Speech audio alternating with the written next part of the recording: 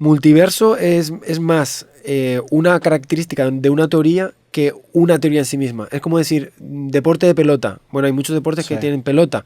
No es tanto, es una característica más que una teoría. Hay muchas teorías que tienen multiversos. Lo que has dicho, lo que estamos hablando es un tipo de multiverso, pero es el más básico. Sí. Hay diferentes niveles de multiverso que ya tienen otras propiedades. Ese es un tipo de multiverso que es súper interesante y que apunta a que puede ser verdad. De hecho, esos cálculos, puedes hacer cálculos de donde hay otro Roberto que está entrevistándome a mí, pero en una situación diferente, donde de ese Roberto es físico y yo soy, o sea, con papeles cambiados, o sea, eso lo puedes calcular. Pero ¿cómo harías que ese cálculo? De forma muy curiosa, ¿cuántas partículas hay en el universo? 10 en la 80. Ya, es como una ensalada, ¿no? Que eventualmente tienes un número finito de ingredientes que vas a acabar repitiendo en la ensalada. Exacto. O sea, el cálculo es determinar las partículas en el universo y ver qué tamaño necesitas para que se empiecen a repetir los patrones. Sí, qué locura. Hay una cosa que se llama el principio del palomar, que es muy sencillo, que básicamente dice que si hay más palomas, un palomar son agujeros, ¿no? Uh-huh. Si hay más palomas que agujeros, significa que dos palomas tienen que estar en el mismo agujero. Entonces, eso lo podemos aplicar a esto. Si nosotros tenemos un número de partículas que se pueden poner de 8 maneras y tengo 8 distribuciones, o sea, 9 distribuciones, por lo menos tiene que haber 2 que sean iguales. Entonces, en el universo hay 10 en la 80 partículas. ¿10 a la 80 partículas hay? Sí. Ok, qué locura. Sí, de hecho suena poco, pero... No, sí, ya se suena poco, pero es una barbaridad. Es una barbaridad. Sí. Si las pones, te vas a aburrir de escribir ceros. Sí. Llega un momento y dices, Dios, ¿qué hago? Bueno, el caso es que hay 10 a la 80. ¿De cuántas formas se pueden poner 10 a la 80 partículas? Se calcula. Dices, bueno, pues si consigo este número tan grande de espacios de universo, en 2 tiene que haber lo mismo. Claro. Porque esto es lo que dice la probabilidad. El teorema del palomar dice eso, que si hay más espacios que posibilidades, 2 tienen que ser iguales. Sí, que mamá, me recuerda también mucho, porque muchas veces este tipo de acercamientos estadísticos no son tan lógicos. Por ejemplo, no recuerdo exactamente cuál es el número, pero en un salón de 30 personas hay una probabilidad muy alta de que 2 tengan el mismo cumpleaños, aunque existen 365 días. Sí. Entonces, este tipo de acercamientos es una manera de calcular la probabilidad de que pasen estos universos en donde esté pasando exactamente lo mismo con una variación. A lo mejor traes camiseta verde o a lo mejor traes... ¡Qué locura! Sí, eso lo que has dicho es la paradoja del cumpleaños, que les animo a que calculen porque es muy sencillo de calcular y también súper sorprendente. Pero esto se puede aplicar, lo del teorema del palomar, a decir, por ejemplo, en Monterrey hay 2 personas que tienen el mismo número de pelos. Okay. Exactamente el mismo número de pelos. ¿Por qué? ¿Cuántos pelos puede tener un ser humano? Pues 300.000, lo máximo. ¿Sí? Sí, se puede calcular. Okay. Pues, ¿cuántos pelos tiene un ser humano? Pues 300.000, 400.000. Pero si hay un máximo. O sea, a ver, ¿no? Sí, ¿no? Sí, pues, si no te rompe el cuello. Tendría que ver con... Sí, tú lo puedes calcular, qué tamaño tiene la cabeza, cuántos pelos hay por superficie, lo multiplicas y te sale un número. Pues no sé, 300.000, 320.000, 500.000, no sé lo que sea. Pero va a ser de esa magnitud. Claro, si hay 500.000 número de pelos y hay más de 500.000 humanos en una ciudad, 2 tienen que tener el mismo número de pelos.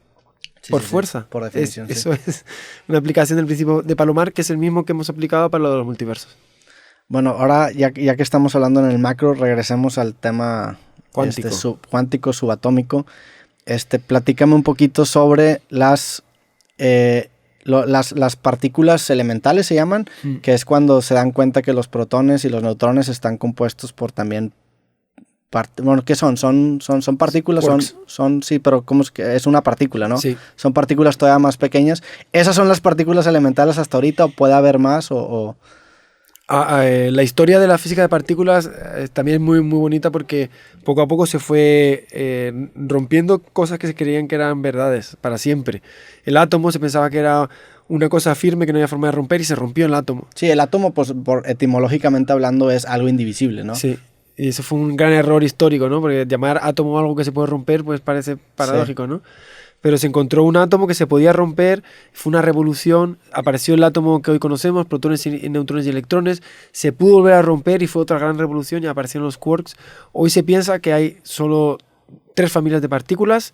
Están los quarks, que son los que forman protones y neutrones. Son up y down, strange, es una clasificación súper loca. Up, down, strange, charm, strange, top, bottom. Esta es mi especialidad, o sea que aquí puedo hablar con más Ok. tranquilidad. Mientras que la cosmología leo cosas, esto es mi doctorado. Están los quarks, están los leptones, que es el electrón y sus amigos, y luego están los bosones, que son el fotón y sus amigos. Entonces, Sí. estas tres familias que forman una especie de tabla periódica. Se parece mucho a la tabla periódica de los elementos, pero es la tabla periódica de las partículas fundamentales. Hay algo más pequeño? tres partículas elementales. Tres familias de partículas. O sea, yo solamente tenía anotado dos. Había anotado a los bosones justamente y a los fermiones. Claro, que son los está quarks y bien. los leptones, los fermiones. Exacto, ¿no? exacto. Pero ¿cuál es la tercera? Es que yo la he roto. O sea, está Mm. bosones y fermiones, y dentro de fermiones están leptones y quarks. Ok. O sea, leptones y quarks son fermiones, son de la misma familia. Pues es como decir reptiles. Pues en los reptiles hay serpientes y hay lagartos. Sí. Aquí lo mismo. Las familias son fermiones y bosones, pero en fermiones se rompe en leptones y quarks. Entonces, esas son las partículas fundamentales que se creen hasta la fecha. Pero como ya pasó en 1900, hay que tener cuidado de ser demasiado Sí, claro. arrogante, de decir esto es lo Esto último. es lo final. No, de hecho la teoría de cuerdas propone que las puedes romper todavía más. Sí, por eso. Es un error decir que ahorita afirmar y Sí. ponerle un nombre como átomo a una partícula muy pequeña, ¿no? Habrá que tener cuidado. Sí. Y los protones y los neutrones están hechos de quarks. Sí. Y las demás partículas, como los bosones, ¿en dónde están o cómo se...? Sí, las dos grandes familias son bosones y fermiones. Ujú. Los bosones se llaman así por Bose, Sumantra Bose, es un científico hindú que junto con Einstein creó la teoría de partículas que tienen spin cero. Antes me preguntaste una cosa que no terminé de responderte, me preguntaste cuál es la cosa física más difícil de entender, y te quería responder que era el spin. Justamente una de las preguntas era que me platicaras qué es el spin, porque si es algo... Sí, pues te iba a responder que Tiene que ver spin. con momento angular, ¿no? Sí, exacto. Voy a responder esto y luego volvemos al spin si quieres. A ver. Pues Bose hizo una clasificación de partículas que tienen spin 0 o 1. Y esos tienen un comportamiento muy distinto de las partículas que tienen spin semientero, 1 medio o 3 medios. Entonces generan dos familias. Bosones, que son los que tienen spin 0 o 1. Ok. Fermiones son los que tienen spin semientero. Y se comportan de forma completamente distinta. O sea, no tienen nada que ver. Y da lugar a esas dos familias, bosones y fermiones.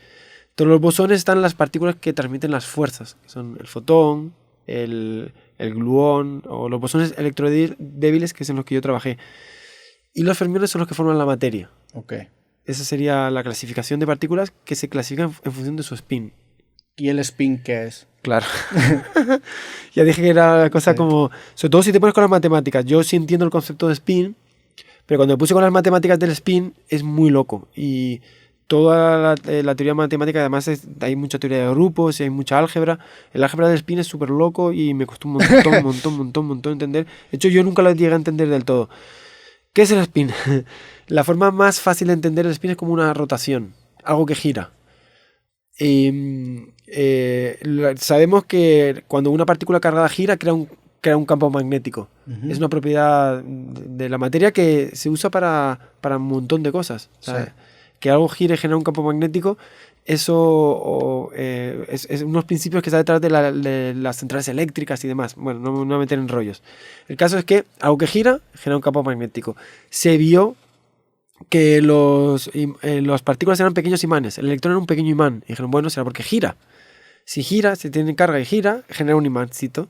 Entonces dijo, bueno, pues eso es el spin. El spin es esa propiedad magnética, lo dijiste tú, un momento angular debido al giro. Sí.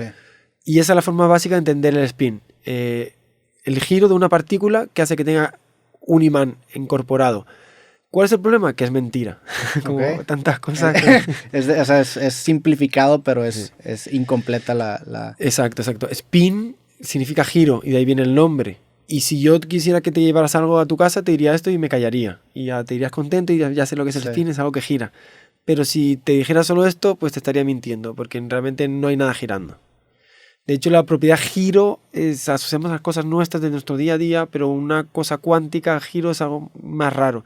De hecho, por ejemplo, el giro que hacen, para empezar, no puede tener cualquier magnitud de giro, solo va a saltitos, es cuántico. Ok. O sea, puede tener giro de 0, de 1 medio o de 2.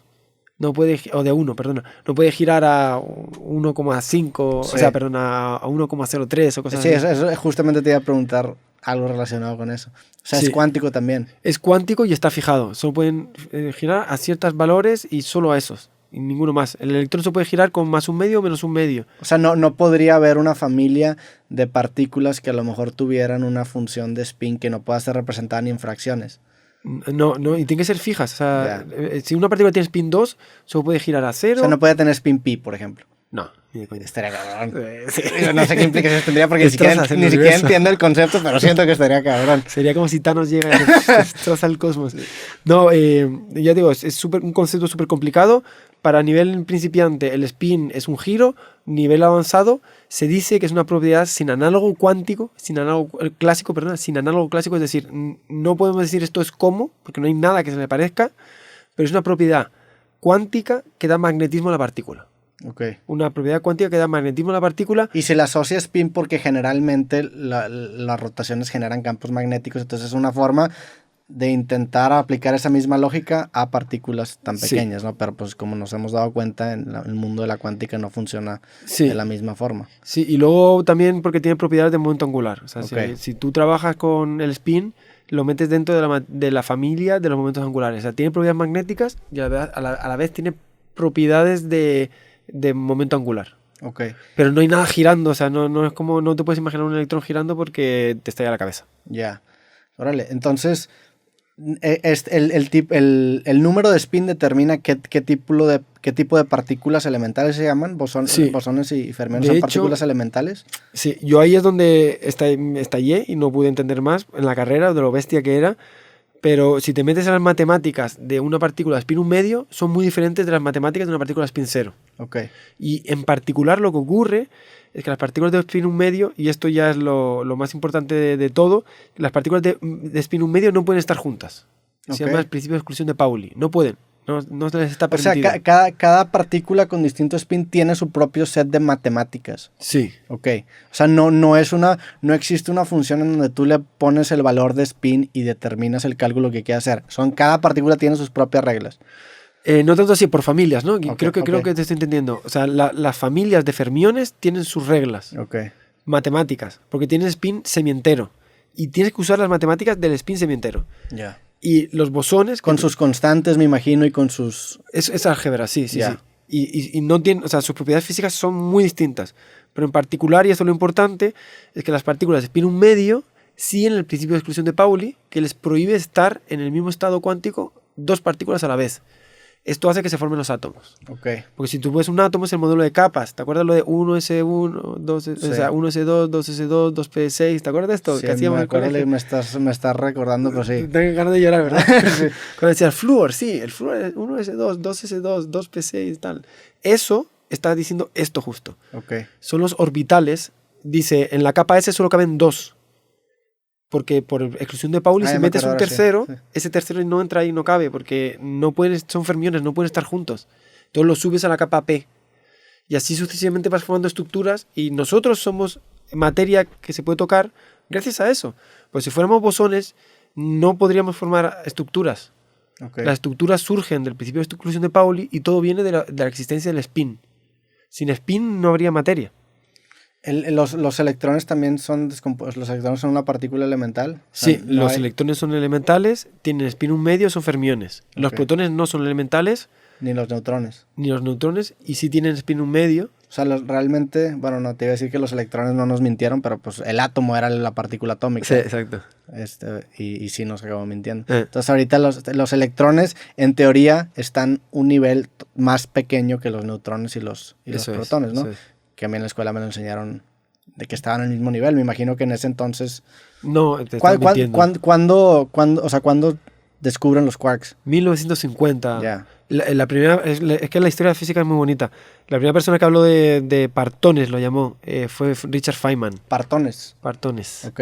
Él pensaba que había partes dentro de los protones. Pero la primera real teoría de los quarks la hicieron dos físicos. Uno fue Murray Gell-Mann y el otro no me acuerdo el nombre. Pero Gell-Mann fue el que le dio el nombre de quark y fue el que hizo toda la teoría de los quarks. El otro le llamaba ACES y no prosperó. pero No próspero. estamos hablando de 1960, por ahí.